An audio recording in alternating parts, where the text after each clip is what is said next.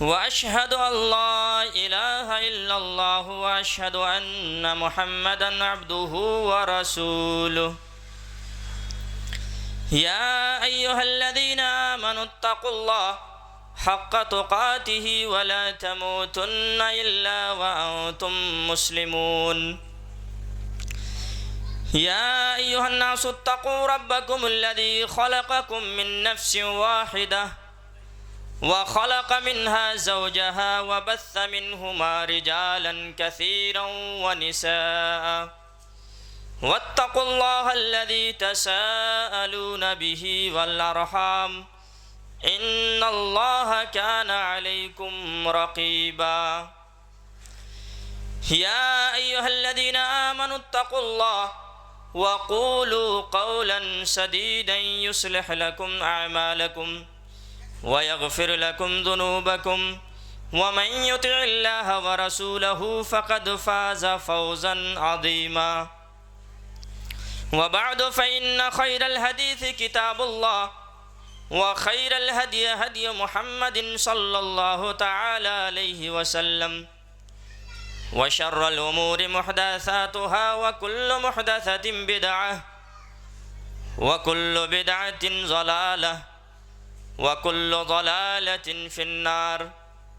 أما بعد فأعوذ بالله من الشيطان الرجيم. بسم الله الرحمن الرحيم. يا أيها الذين آمنوا كتب عليكم الصيام كما كتب على الذين من قبلكم لعلكم تتقون. وقال النبي صلى الله تعالى عليه وسلم من صام رمضان إيمانا واحتسابا غفر له ما تقدم من ذنبه. متفق علیہ. رب اشرح لي صدري ويسر لي أمري واحلل عقدة من لساني يفقهوا قولي رب زدني علما. برادران اسلام، میرے دینی اور اسلامی بھائیوں، عزیز دوستو اور نوجوان ساتھیوں، اور آج کے اس ایک روزہ دعوتی و اصلاحی پروگرام کو مختلف مقامات سے سننے والے میرے دینی اور اسلامی بھائیوں اور بہنوں،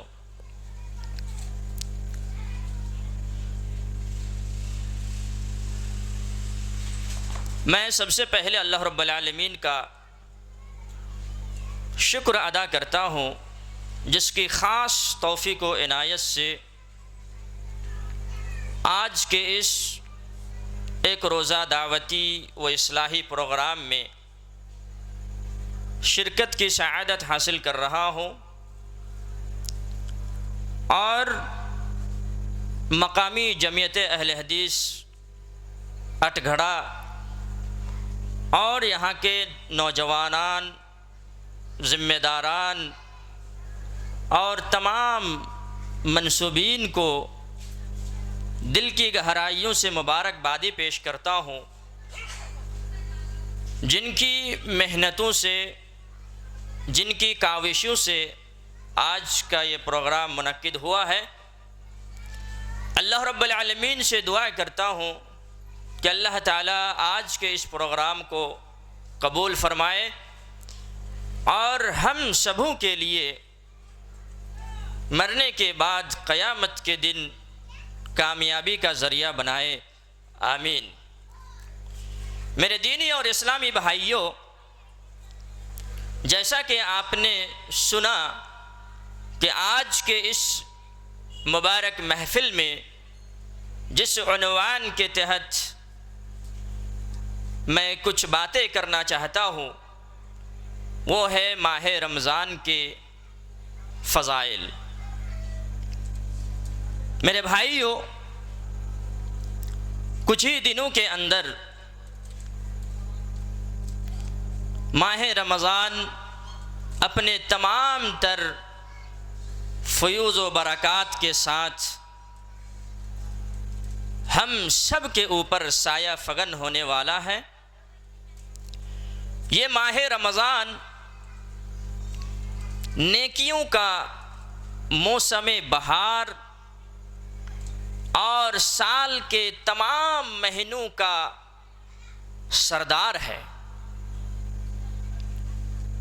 یہ بڑا ہی بابرکت، مقدس اور عظمت و فضیلت والا مہینہ ہے۔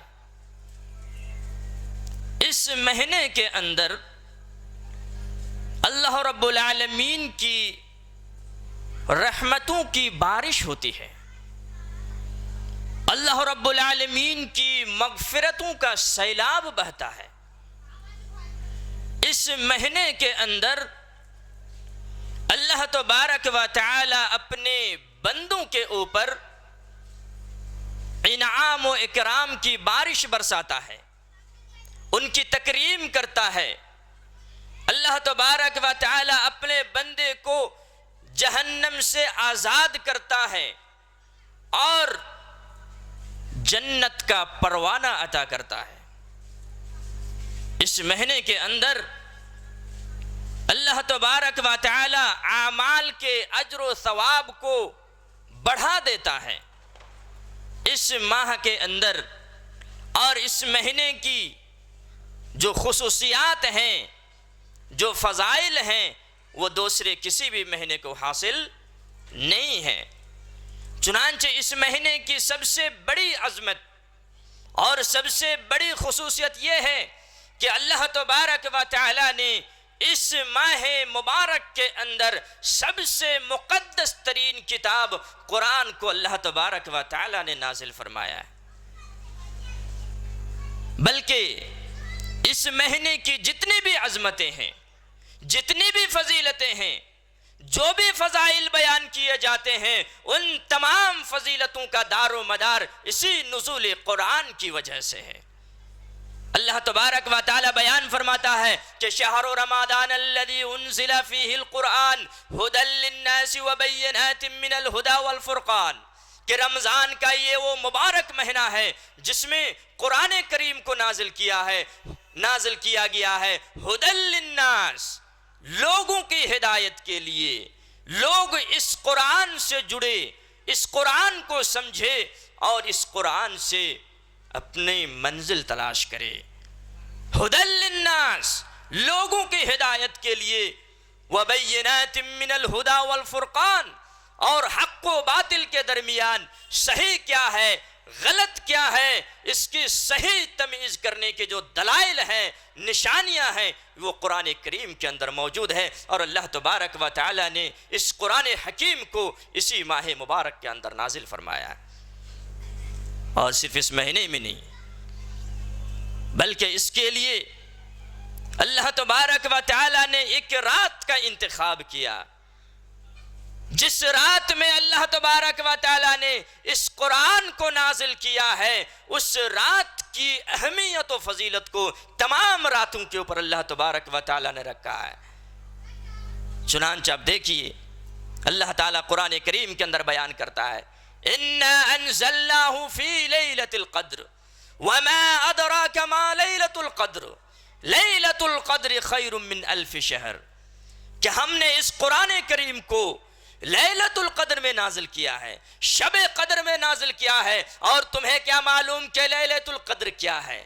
لیلۃ القدر خیر من الف شہر، کہ لیلۃ القدر، شب قدر، یہ 1000 مہینوں کی عبادت سے بھی بہتر ہے۔ اللہ اکبر! یہ وہ رات ہے جس رات میں اللہ تبارک و تعالیٰ نے قرآن کریم کو نازل کیا، تو اس رات کی فضیلت 1000 مہینوں کی راتوں کے اوپر بڑھ گئی۔ اب سوچئے کہ پھر اس چیز کا کیا مقام ہو سکتا ہے جس کو اللہ تبارک و تعالیٰ نے نازل کیا۔ اس سے قرآن کی عظمت کا اندازہ ہوتا ہے، اس سے قرآن کی فضیلت کا اندازہ ہوتا ہے کہ اللہ تبارک و تعالیٰ نے اس مہینے کی ایک مبارک رات شب قدر میں اللہ تبارک و تعالیٰ نے نازل فرمایا۔ یہ اس مہینے کی سب سے بڑی خوبی ہے۔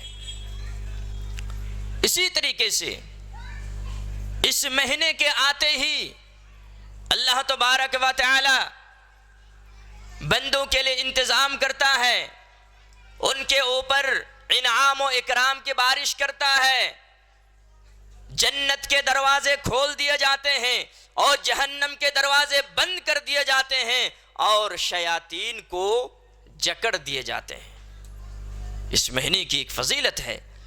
اللہ کے نبی صلی اللہ علیہ وسلم نے بیان فرمایا کہ اذا جاء رمضان فتحت ابواب الجنہ وغلقت ابواب النار وصفدت الشیاطین، کہ جب یہ مبارک مہینہ آتا ہے، ماہ رمضان آتا ہے، تو جنت کے سارے دروازے کھول دیے جاتے ہیں اور جہنم کے دروازے بند کر دیے جاتے ہیں، اور شیاطین جو انسانوں کو گمراہ کرتا ہے، انسانوں کو صحیح راستے سے ہٹا کر کے غلط راستے میں گامزن کرتا ہے، ان شیاطین کو اللہ تبارک و تعالی پابند سلاسل کر دیتا ہے، تاکہ ایک انسان اس مہینے کے خیر و برکت سے زیادہ فائدہ اٹھائے اور نیکیوں کے کام میں لگ جائے۔ اور بے شمار اس کے خوبیاں ہیں، تمام کو بیان کرنے کا یہ وقت نہیں ہے۔ اور سب سے بڑی خوبی ایک یہ بھی ہے کہ اللہ تبارک و تعالی نے اس مہینے میں رمضان کے روزے کو فرض کیا ہے۔ آپ سب کو معلوم ہے کہ رمضان کا روزہ اسلام کے 5 بنیادی ارکان میں سے ایک اہم رکن ہے۔ اس رکن کی ادائیگی کو اللہ تبارک و تعالی نے اسی ماہ مبارک کے اندر فرض کیا ہے۔ اللہ تعالیٰ قرآن حکیم کے اندر کہتا ہے یا ایھا الذین آمنوا کتب علیکم الصیام کما کتب علی الذین من قبلکم لعلکم تتقون، کہ اے لوگوں جو ایمان لے کر کے آئے ہو، تمہارے اوپر روزے کو فرض کیا گیا ہے ویسے ہی جیسا کہ تم سے پہلے کی امتوں کے اوپر فرض کیا گیا تھا، تاکہ تم متقی اور پرہیزگار بن جاؤ۔ اس آیت کریمہ کے اندر اللہ تبارک و تعالی نے روزے کو فرض کیا ہے اور روزے کی فرضیت کو بیان کیا ہے، اور ساتھ میں یہ بھی بیان کیا کہ یہ روزہ کوئی نئی چیز نہیں ہے، یہ کوئی نیا عمل نہیں ہے جس کو آپ کرنے جا رہے ہیں۔ کما کتب علی الذین من قبلکم، یہ روزہ تم سے پہلے کی قوموں پر، تم سے پہلی جو امتیں گزری ہیں ان تمام امتوں کے اوپر روزہ فرض تھا۔ یہ خبر اللہ تبارک و تعالیٰ نے کیوں دی، یہ کیوں بیان کیا؟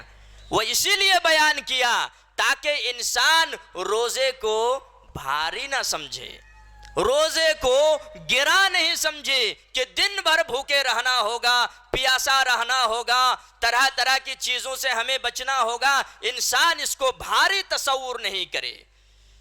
اور یہ ایک عام بات ہے، نارمل بات ہے، جب آپ کسی اسٹوڈنٹ سے پوچھیں گے، کسی آدمی سے پوچھیں گے کوئی ایسا کام جس کو آپ کرنے جا رہے ہیں، لیکن اگر آپ کو یہ معلوم ہو جائے کہ میں ایک کام یا یہ کمپٹیشن جس کی میں تیاری کر رہا ہوں یہ فلاں آدمی پاس کر چکا ہے، تو آپ کو کیا ملتی ہے؟ اس سے ہمت ملتی ہے کہ یہ آدمی جب پاس کر چکا تو میں بھی پاس کر لوں گا، میرے لیے بھی آسان ہو جائے گا۔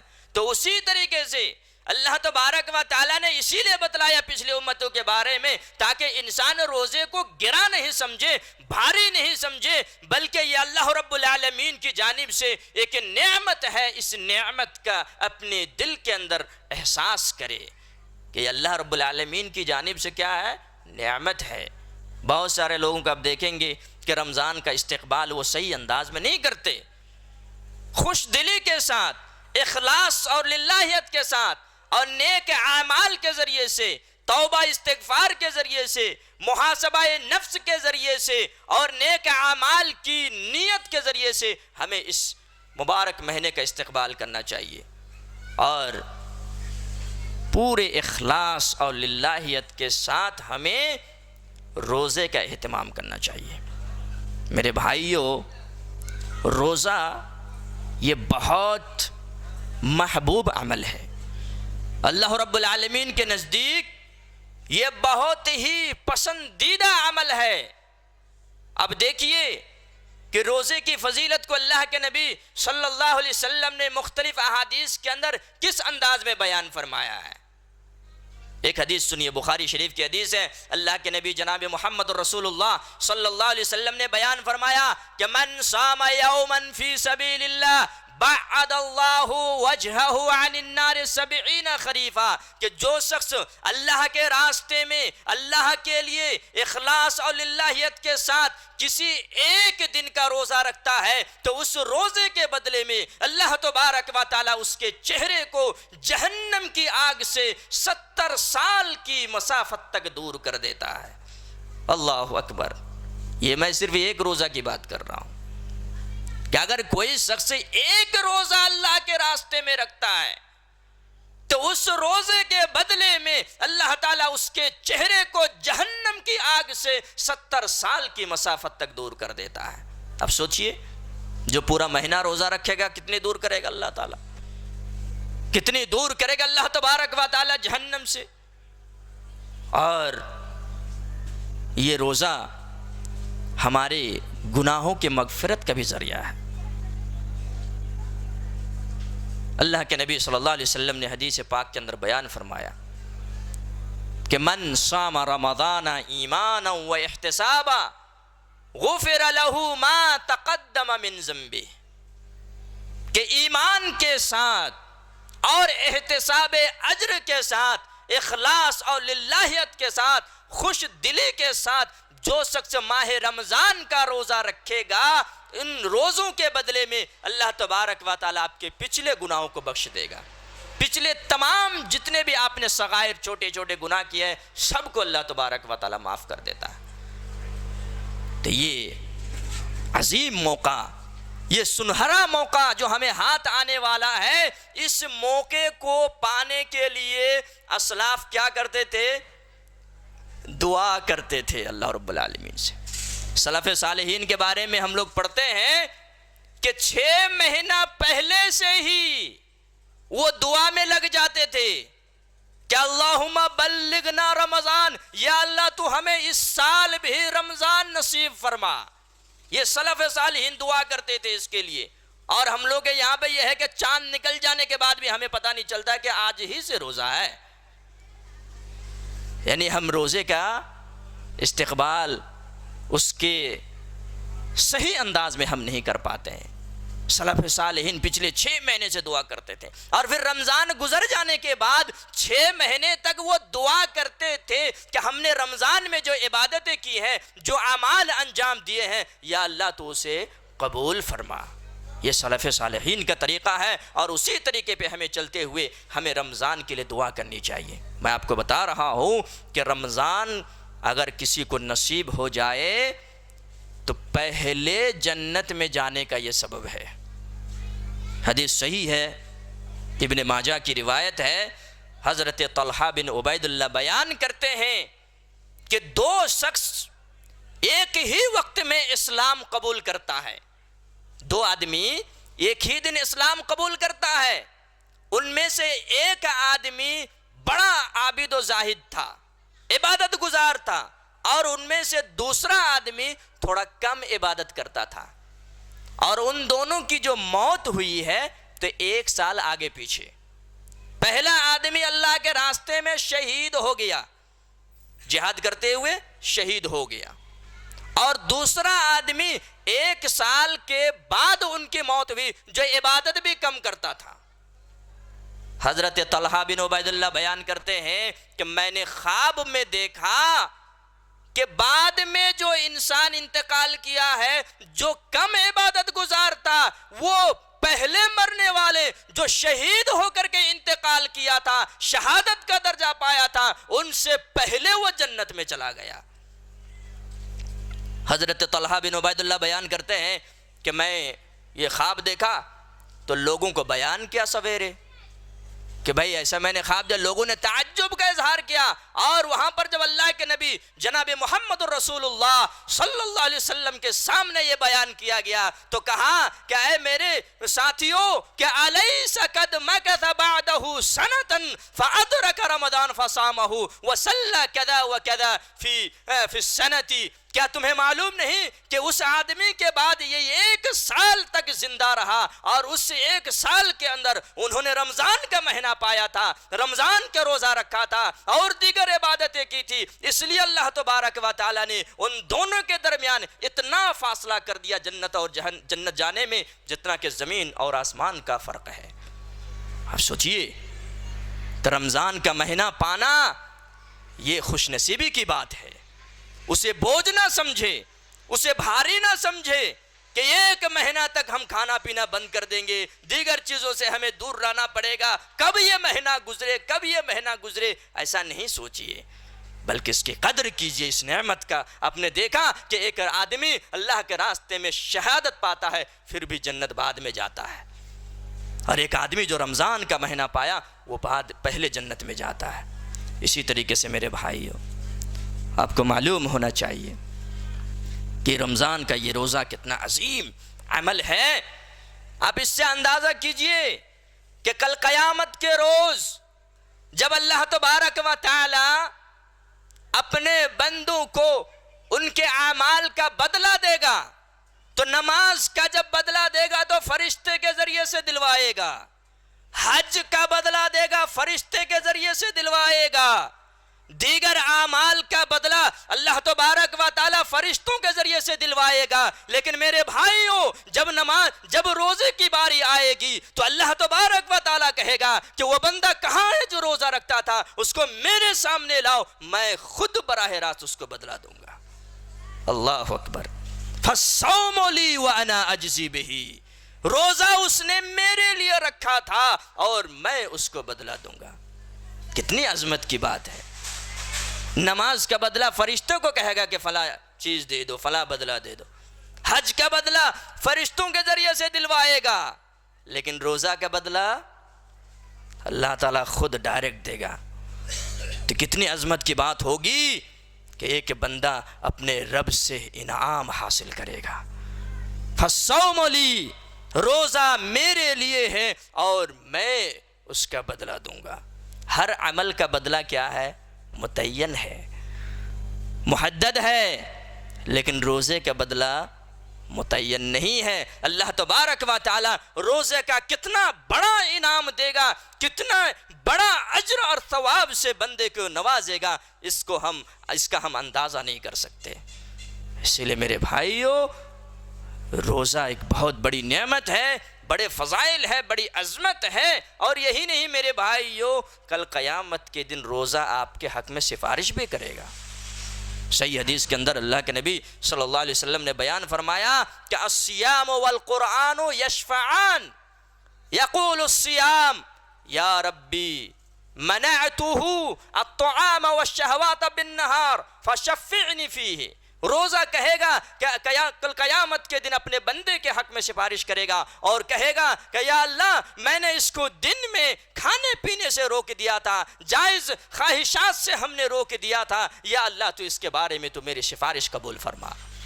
تو یہ روزہ کیا کرے گا؟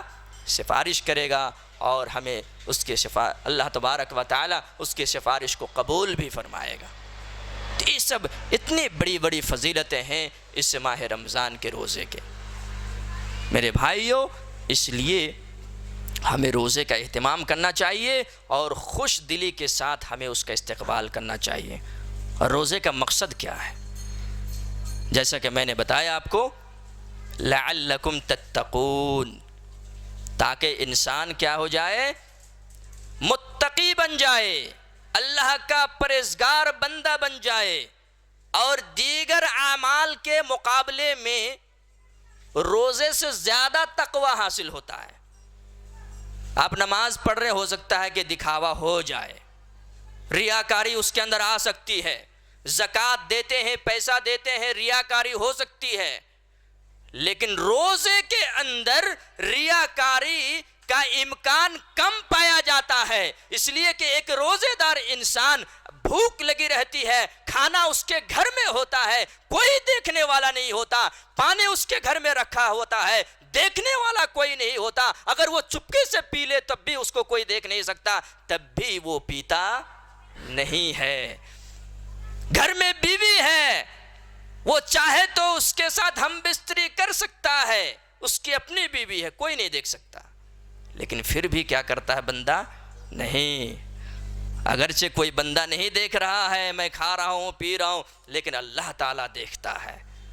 اس لیے روزے کے اندر تقوی زیادہ پایا جاتا ہے اور اخلاص اور للہیت زیادہ پائی جاتی ہے۔ اس لیے روزے کا جو بنیادی مقصد ہے کہ انسان اس سے تقوی اور پرہیزگاری حاصل کر سکتا ہے، اور یہی مقصد ہے۔ اور اسی طریقے سے روزہ کے اندر بے شمار مقاصد ہے، بڑے عظیم مقاصد ہے کہ روزے کے ذریعے سے ایک انسان کو اللہ تبارک و تعالیٰ کیا کرنا چاہتا ہے؟ نیکیوں کا خوگر بنانا چاہتا ہے۔ یہ تربیتی کورس ہے ایک طرح سے، نیک اعمال کے اوپر 1 مہینہ جب ایک انسان اپنے آپ کو پالش کرے گا، تربیت کرے گا، تو اسی کی اس کی وہ عادت بن جائے گی، اسی کا وہ خوگر بن جائے گا، اور گناہوں سے وہ نفرت کرنے لگے گا۔ اور پھر جب ہم رمضان کے بعد سے لے کر کے اگلے رمضان تک ہم کیا کریں گے؟ اگر نیکیاں زیادہ نہیں بھی کریں گے تو گناہوں سے ضرور بچیں گے۔ یہ اس روزے کا مقصد ہے۔ اسی لیے اللہ کے نبی صلی اللہ علیہ وسلم نے بیان فرمایا ہے کہ الصیام جنۃ، روزہ کیا ہے؟ ڈھال ہے۔